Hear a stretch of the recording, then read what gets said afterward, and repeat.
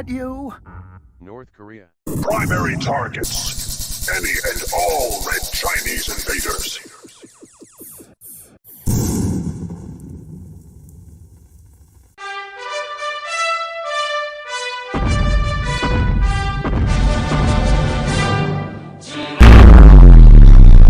Emergency Communist Acquisition Directive.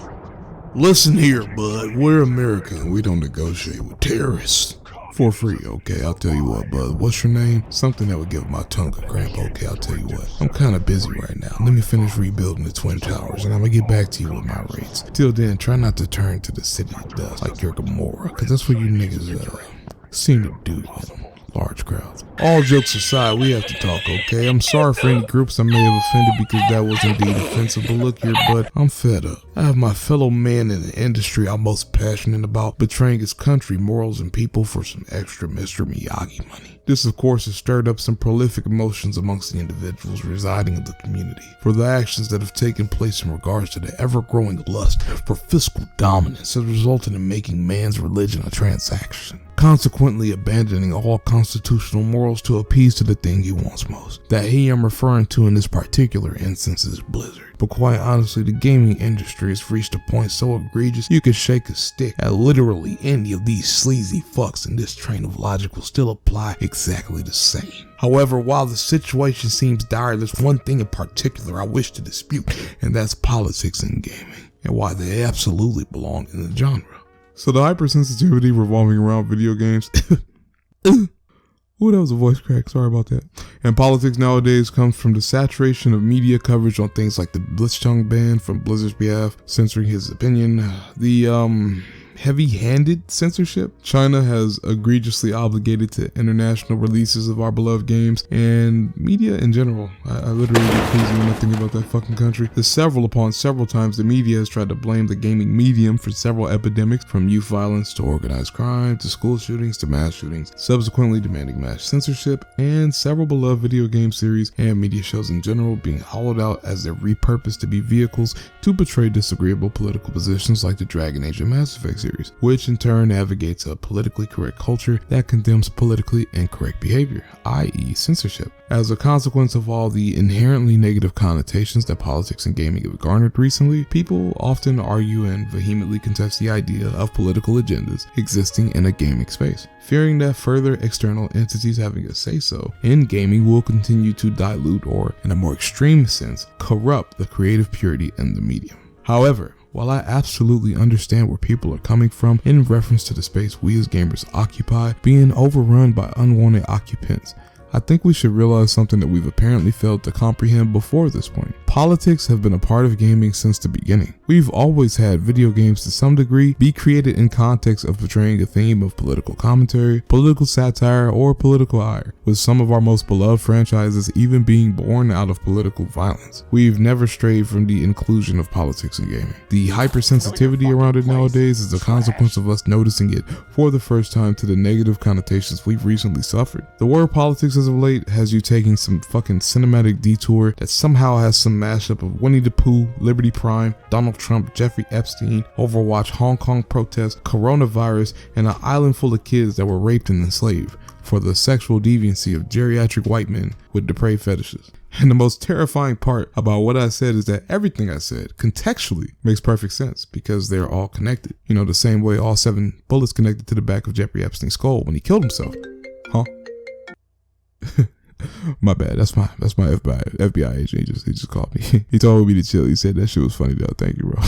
It's warranted that the word politics in general has people sending signals to their body to rapidly age due to extreme stress. But I promise you, despite recent events, it doesn't change the fact that all the most beloved games in our industry were formulated under the constitution of ideological expression. The issue with involving politics in a 2020 atmosphere is that gaming, being in my opinion incontestably the most influential medium ever created, means that the powers that be who potentially recognize this wish to use this to suit a tailored agenda and oppress opposing viewpoints, or to simply oppress the medium altogether.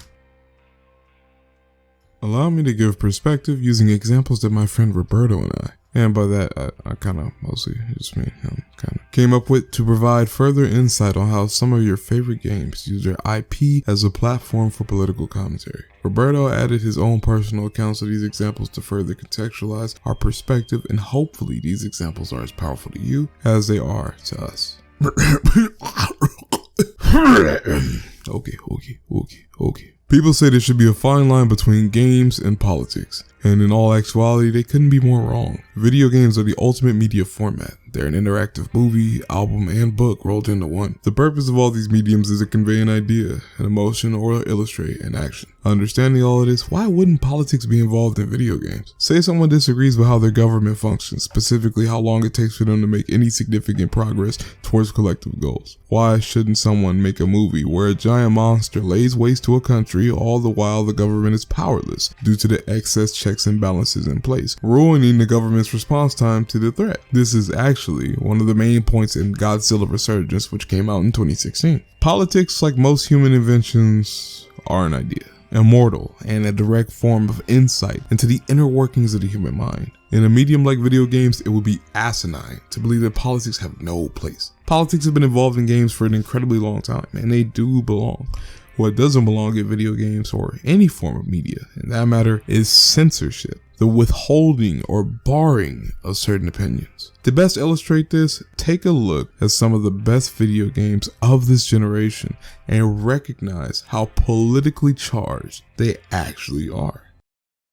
The Elder Scrolls V Skyrim. Skyrim is a critically acclaimed and well-loved last-gen title many hold dear, including me. I'm pretty sure if that game was a bitch, I would have gotten her pregnant or harassed her like 10 times over by now. Not even playing. I love that game. I really love that fucking game. Jesus. At its base, the story of Skyrim is that of the Dragonborn choosing to carve their own path through history, allying themselves with the rebel Stormcloaks or the invading Imperial forces, all the while preventing Armageddon at the hands of the dragon Alduin. Here's a personal account from my friend Roberto on his tellings on how he played the game. Skyrim had its flaws. No, you don't.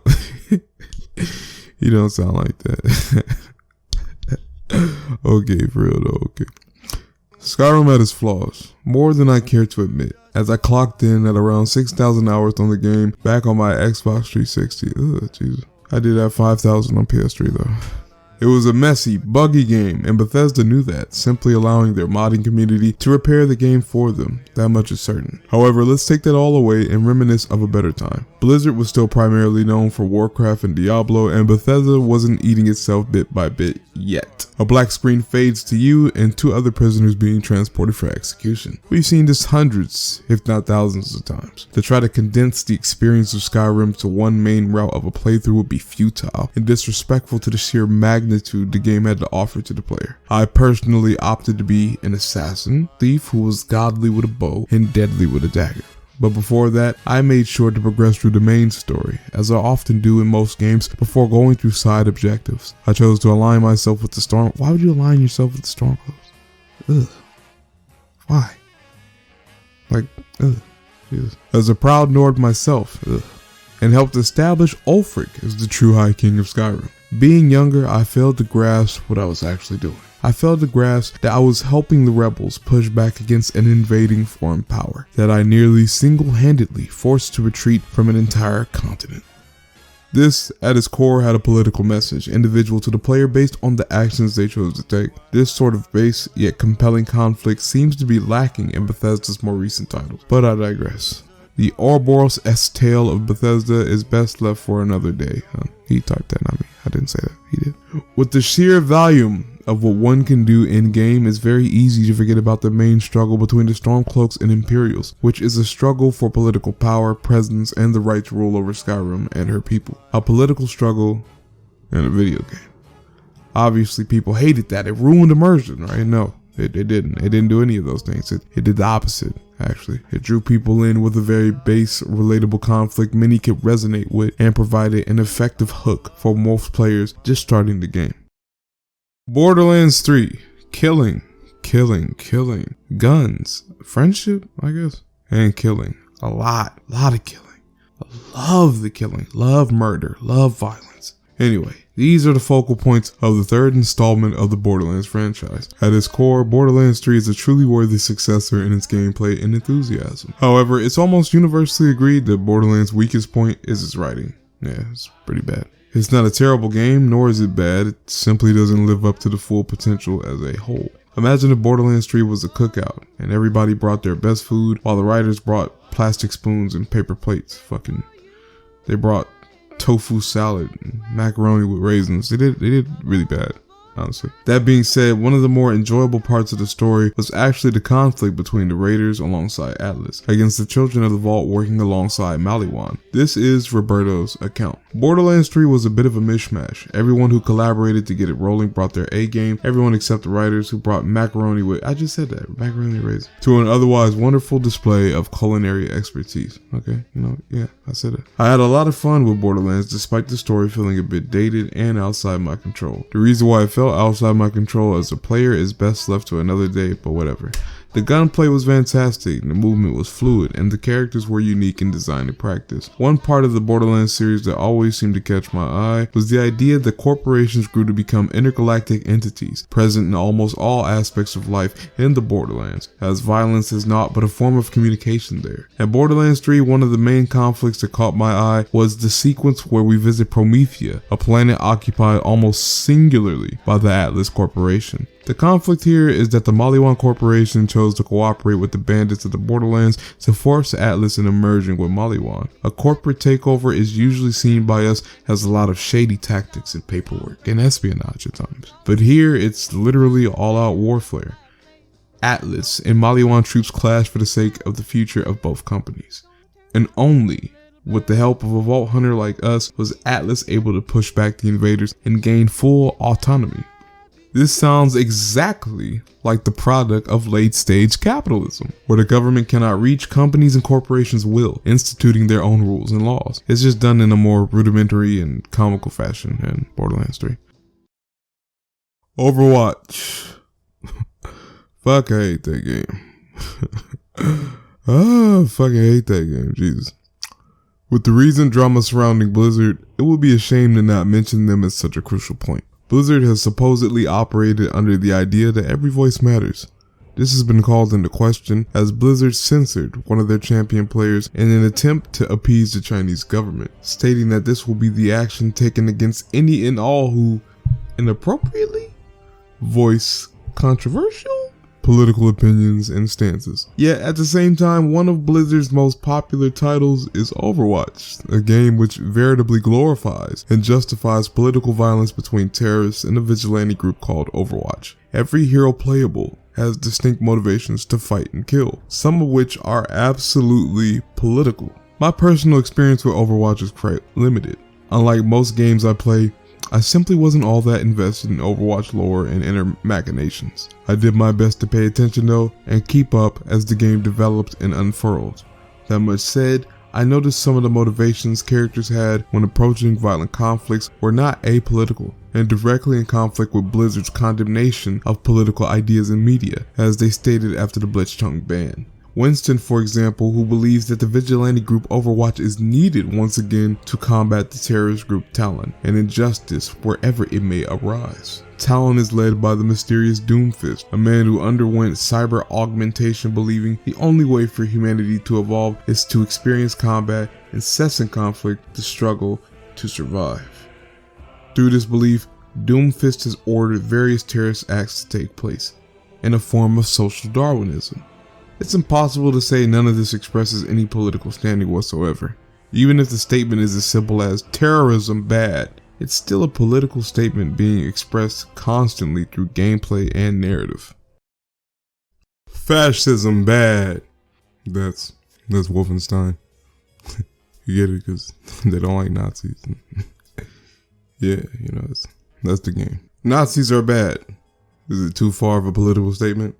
I think only if you're a Nazi. I think that's it. For most of us, these statements are both common sense, blatant, and obvious. Yet when Wolfenstein 2 released, there was an uproar by people saying the game promotes political violence against Nazis. That says a lot.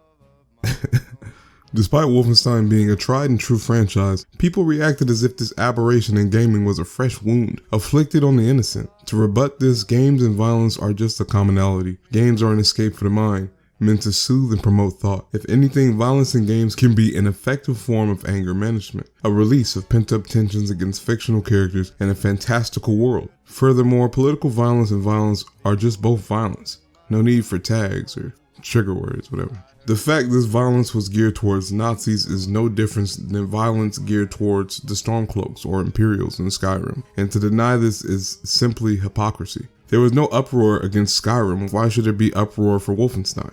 The entire game revolved around fighting Nazis in hopes of achieving a better and brighter future, and the devs who worked on this game have every right to express this idea through a video game.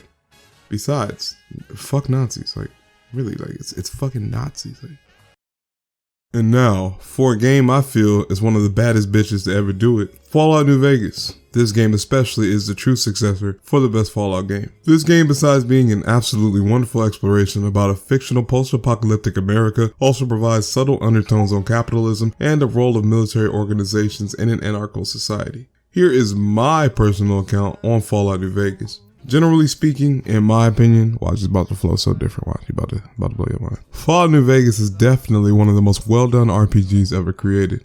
I do not think I'm overstepping any boundaries when I make that statement, and I swear to God, I mean that shit, dog. No fucking contest, dude. Don't try to throw the little bullshit ass JRPG in there. Don't try to fucking say Dark Souls. It's Fallout New Vegas, nigga. Deal with it, nigga. That's how I fucking feel, dog. Deal with it, dude. I don't care how you feel, bro. That's my opinion, dog. Made by Obsidian in the year before Skyrim. Fallout was another open world RPG that consumed a better part of my waking life as I pursued every possible outcome in all granted scenarios, which wound up being 3 playthroughs I was consumed by before Skyrim even dropped, each drawing in about 400 to 500 hours each on the PlayStation 3 by itself.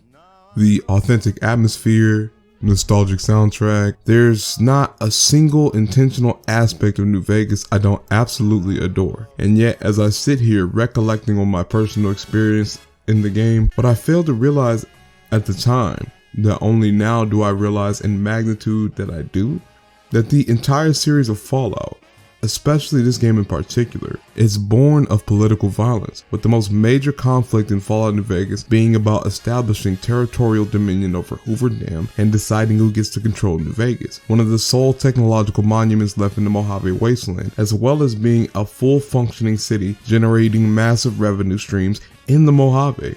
The game's core conflict, philosophy, lore, and overarching storylines all revolve around political conflict, which is so true to this world that even the slogan for this game applies to this fact, that war never changes. 4 main factions can be distinguished in New Vegas: the casinos and the crime families of New Vegas, the California Republic, the Brotherhood of Steel, and Caesar's Legion. Each expresses a distinct approach to dealing with a world with no true governance and laws.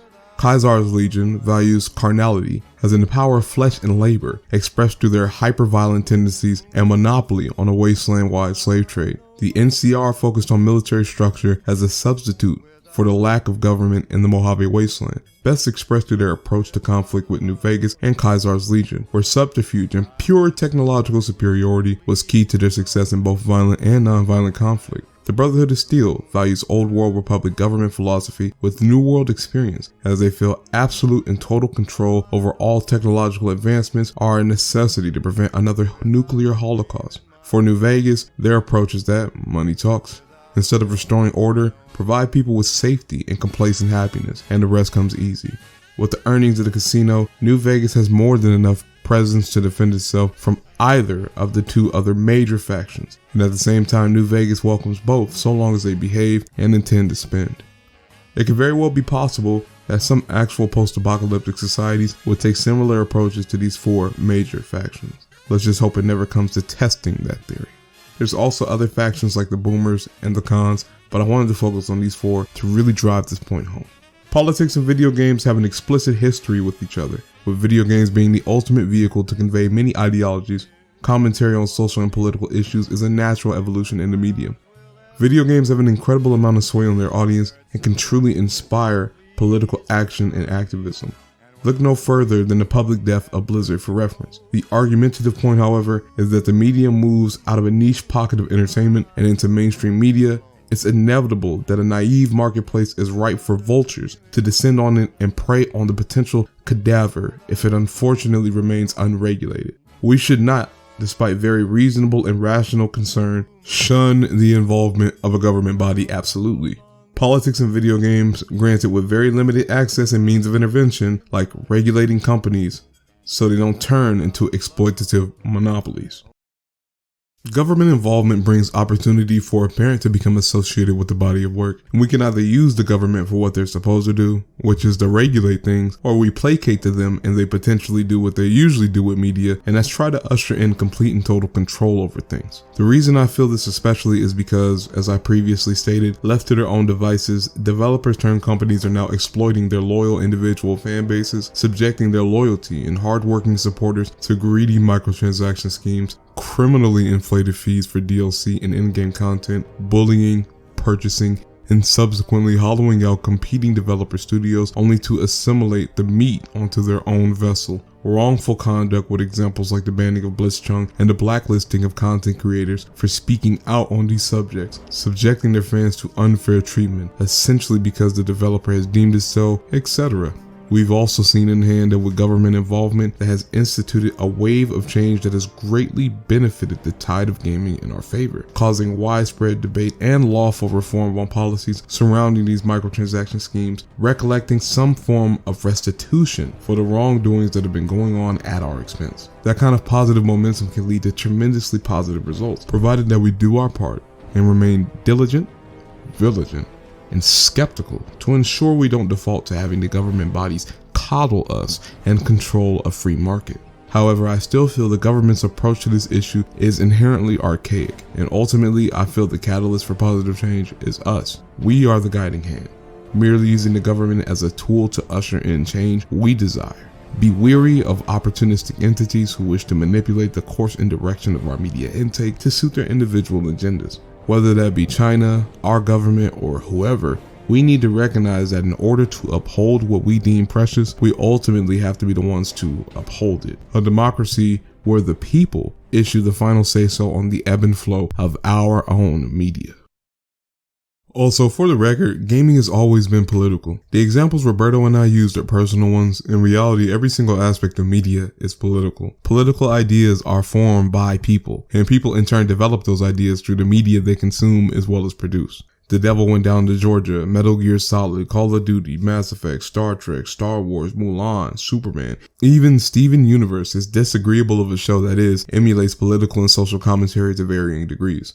This video itself is political commentary. However, no other medium in my opinion is as powerful as conveying these points as video games. Video games are the most influential interactive media to ever exist. We should be very aware of how influential and important they are, as well as how relatively new of a market they are. Therefore, we should be ever vigilant of opportunistic entities who wish to manipulate the course and direction of our media intake. Gaming culture should be welcoming to political ideologies.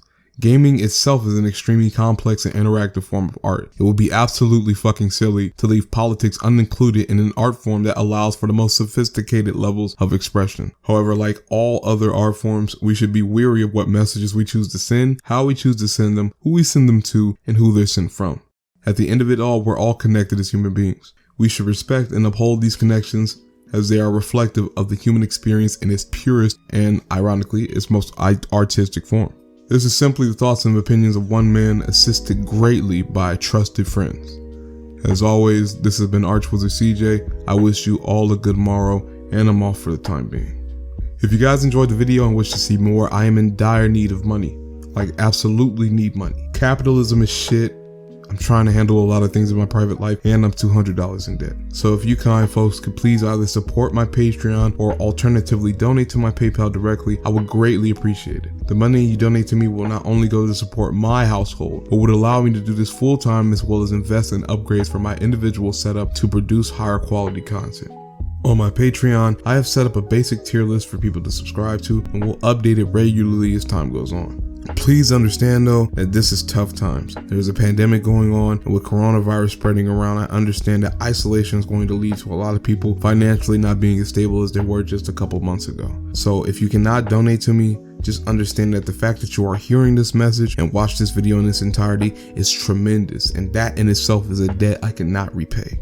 If you could like, share, subscribe, do whatever you can to keep this channel's activity going and keep the numbers going up, I promise you that will go further than any money amount you can give me for immediate gratification right now. I want to ask you guys to be diligent. I want to ask you guys to be safe. Please, please, please practice the social protocols that they have instituted, because we are trying to keep this from spreading, potentially mutating, etc. I want you guys to be safe. I want you guys to be healthy, and I want us all to get through this so we can go back to living our normal lives and look up for an optimistic future and not a pessimistic outlook on the grim one we face right now. I love you guys. Thank you guys so much. If you truly listened to this video to the end, leave a comment down below. Comment something that lets me know you truly did listen to the end. Love you guys. Appreciate you guys. I will see you in the next video.